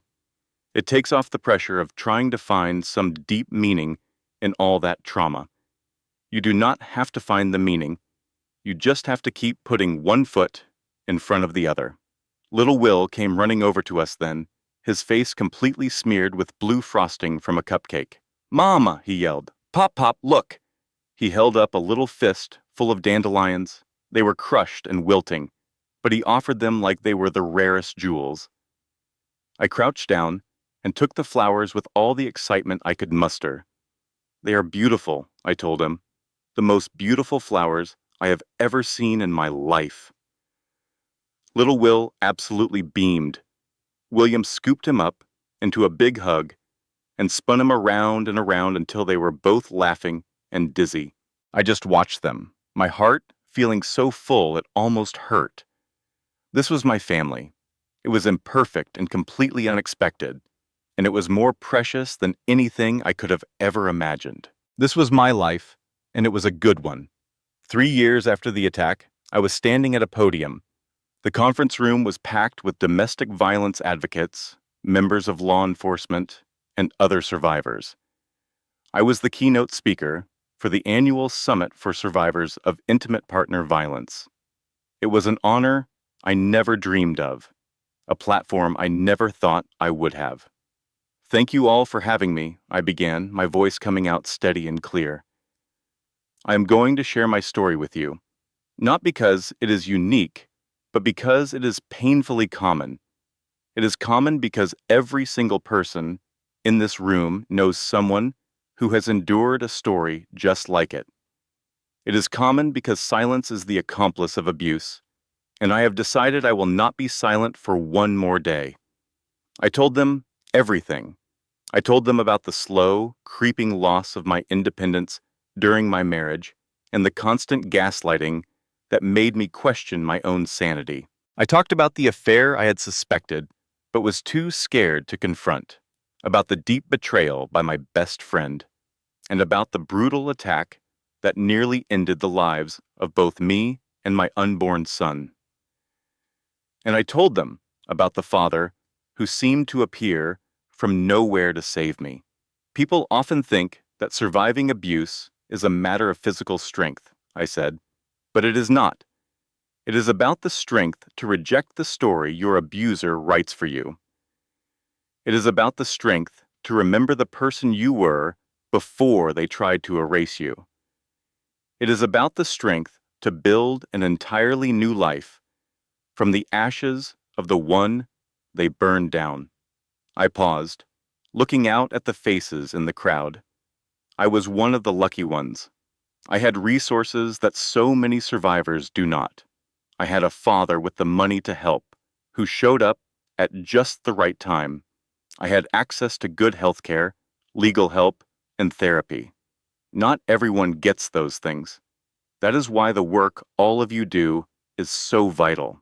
That is why these organizations are so important. I gripped the sides of the podium, leaning in, but I need you to understand something. Even with all of those resources, I was the one who had to do the hardest work. I still had to get up, look at my own reflection in the mirror every single morning, and choose to believe that I was worth saving. I still had to fight that voice inside my head, the one that whispered the abuse was all my fault. I still had to rebuild my entire identity from the ground up after it had been taken apart, piece by piece, for years. The room was completely silent, listening to every word. "That is the real work of survival," I continued. "It is not just about getting away from the abuser or even just about staying safe. It is about reclaiming the person you were always meant to be. And that is the kind of work that no one else can do for you. You have to do it yourself, one day at a time, one choice at a time, one single moment of courage at a time." I stepped away from the podium. I am living proof that it is possible, and so is every other survivor sitting in this room today. Thank you. The applause that followed was like thunder. Later, as I stood in the lobby, a young woman came up to me. She looked to be about 25, with dark circles under her eyes. She held herself in a way that tried to make her invisible. "Mrs. Ashford," she said quietly. "I mean, Mrs. Carter. I am not sure what to call you. I gave her a gentle smile. Elena is just fine. The young woman swallowed hard. I just wanted to say, your speech, it meant so much to me. I am in a situation, a really bad one, and I just do not know how I am going to get out. I saw the fear in her eyes. I recognized the shame and that little flicker of desperate hope that someone, anyone, would understand. What is your name? I asked her. Sarah. The name hit me like a punch to the gut. It was my mother's friend's name, the woman who had betrayed her trust, who disappeared instead of ever asking for help. Sarah, I said, my voice firm but kind, you are going to get out, and I am going to help you. But the very first thing I need you to understand is this. Whatever you are going through right now, it is not your fault. Do you hear me? It is not your fault. Tears immediately welled up in Sarah's eyes. I just keep thinking that if I were better, if I just tried harder. No, I took both of her hands in mine. That is exactly what he wants you to think. That is the core of how abuse works. It convinces you that you are the problem, but the problem is him. It has always been him, and you deserve so much better. We ended up talking for an hour. I gave Sarah my personal phone number and the contact information for a local safe house. I promised I would check in with her. I promised I would help her, and I kept every single one of those promises. 6 months after that day, Sarah was free. With my help, she had left her abuser. She was living in a shelter. She was saving up money for her own apartment. She was going to therapy. She was carefully putting the pieces of her life back together again. You saved my life, Sarah told me over coffee one afternoon. No, I replied. You saved your own life. I just helped you find the door. She shook her head. There is no way I could have done it without you. Yes, you could have. You would have found a way. Maybe it would have taken you longer, and maybe it would have been harder, but you have a strength inside you that you do not even see yet. And someday, you are going to use that strength to help someone else.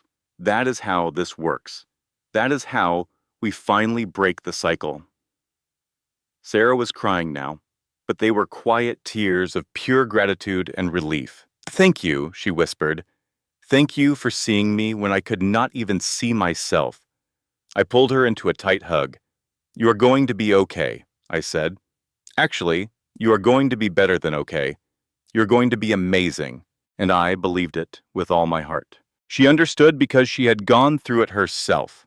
5 years after the single worst day of her life, Ellen Carter stood peacefully in her garden, watching her son play. Little Will was not so little these days. At 5 years old, he was tall for his age. He had his mother's eyes and a laugh that sounded just like his grandfather's. He was busy chasing butterflies across the green lawn, and his sneakers made squishing sounds in the wet morning grass. "Mama," he shouted, "come look at this." Elena put down her cup of coffee and walked over to him. "What have you discovered?" He pointed to a caterpillar moving slowly along a flower stem. "It is so fuzzy. Can I have it?" "No, my sweet boy. Caterpillars must stay outside so they can turn into butterflies. What if it does not want to be a butterfly? What if it just wants to be a caterpillar forever?" Elena kneeled next to him and thought about his question with the deep seriousness it deserved. "I believe," she said after a moment, "that becoming a butterfly is what caterpillars are supposed to do. It is not always a simple thing. They need to wrap themselves in a cocoon and change everything about themselves.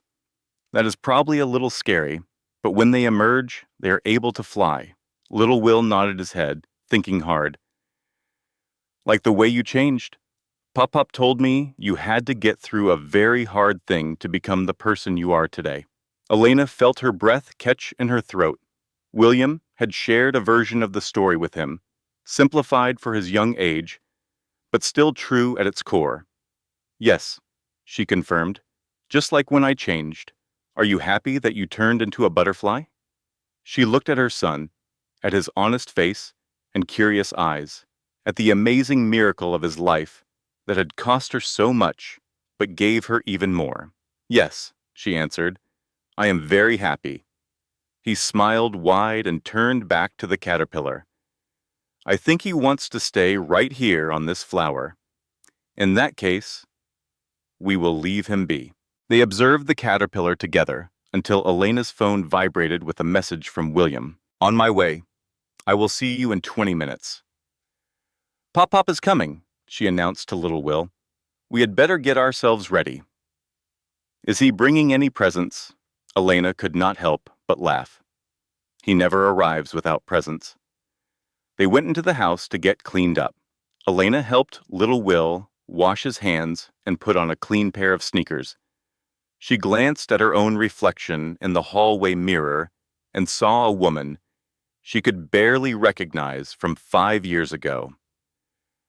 The bruises had vanished long ago. The trauma had softened. It had not disappeared, but it had become a part of her, a chapter in her story rather than the entire book. She had created a life she never thought was possible, with a career helping other people, a house filled with love, and a family that included 3 generations. She was 36 years old. She was the founder of a nonprofit that had assisted over 200 women in leaving abusive situations. She was a mother, a daughter, and a survivor. She was truly happy. The doorbell rang. Little Will sprinted to go answer it. The door swung open, and there was William on the porch, his arms overflowing with colorfully wrapped presents. Little Will let out a cry of pure joy, yelling, "Pop, Pop," as he threw himself at his grandfather. William scooped him up effortlessly, a move he had perfected, and lifted the boy high into the air. "Hey, there is my main man. Are you all set to open some gifts?" "Always." They headed into the living room, where little Will immediately began tearing into the wrapping paper with wild excitement. William had brought him a collection of toys, several books, and a brand new bicycle that needed to be put together. "You are completely spoiling him," Elena said, which was exactly what she told him every time he visited. "That is my job as a grandfather," William would always say back. Elena simply laughed and let it be. It was a fight she was happy to lose. A little later, with little Will busy with his new treasures, Elena and William sat on the back porch, sipping glasses of wine. "Do you recall what you had told me that very first day at the hospital?" Elena finally asked. "I said a whole lot of things that day. What part are you thinking of?" "You said you would never, ever leave, that you would be there from then on, forever." William gave a slow nod. "I remember saying that. I did not believe you for a second," Elena confessed. "I figured you were just saying the things I needed to hear at that moment. I had been left behind so many times before, by my own mother, even with her reasons, then by Derek, and by Jessica. I just could not imagine anyone would ever actually stay. But I did." "Yes, you did." William reached across the small table and gently took her hand. "I know that I can never get back those 31 years. I am aware I missed so much, but I need you to understand that these last 5 years have been the absolute best of my entire life. Getting to be your dad, getting to be his grandpa. It filled a hole in my heart I never even knew was there." Elena gave his hand a tight squeeze. "I always thought family meant things like marriage, a shared past, or even obligation. But it is not about any of that, is it?" "No," William said in agreement. "Family is about the people who show up. Family is about the people who stay. Family is about who chooses you, especially when they are not required to." They sat in a comfortable quiet as they watched the sun start to go down. "I used to be so full of rage," Elena said after a while. "At Derek, at Victoria, at Jessica, at the entire world for allowing all of those things to happen. But I am not angry anymore. I mostly just feel grateful." "Is that strange?" "Not strange in the least." William's voice was soft. "Anger uses up your energy. You have much better things. to use your energy on now. Little Will came running out onto the porch, holding his new toy truck tightly in his hands. Look, Mama, it has lights. He pushed a button, and the truck's headlights blinked on and off. That is so cool, Elena said, her excitement genuine. Go show Pop Pop. Little Will climbed up into William's lap and showed him every single feature of the truck, explaining each one with the serious confidence of a 5-year-old expert. Elena watched the two of them, grandfather and grandson, connected by blood and love and the incredible miracle of them finding each other when the odds were impossible. This was her real family, not the one she was born with, and not the one she had attempted to build with Derek. This was something different, something much stronger. A family that was rebuilt from the ashes of betrayal and was held together by choice. The sun dipped below the horizon, which painted the sky with colors of gold and pink. Little Will's detailed explanations turned into sleepy murmurs. William held him in his arms gently, his gaze meeting Elena's over the top of the child's head. Thank you, he said in a quiet voice. For what? For allowing me to be a part of this, for giving me a second chance that I did not earn. You did earn it, Elena answered. You simply did not realize it at the time.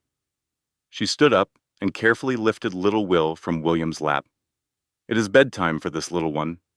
I should probably get going too, William said. I have an early meeting tomorrow. They walked to the front door side by side.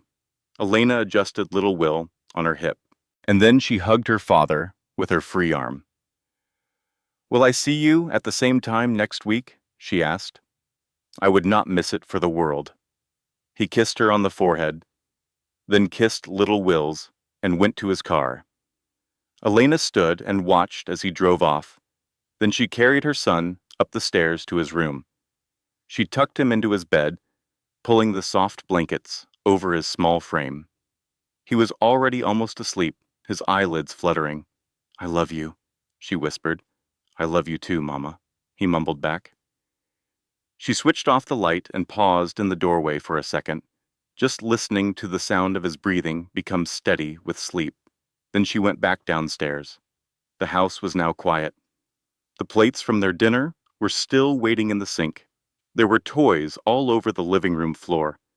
Tomorrow would bring work and appointments and all the duties of her normal life. But tonight, there was only peace. Elena poured one last glass of wine for herself, and she walked out onto the back porch. The stars were beginning to appear now, like tiny dots of light in the growing darkness of the sky.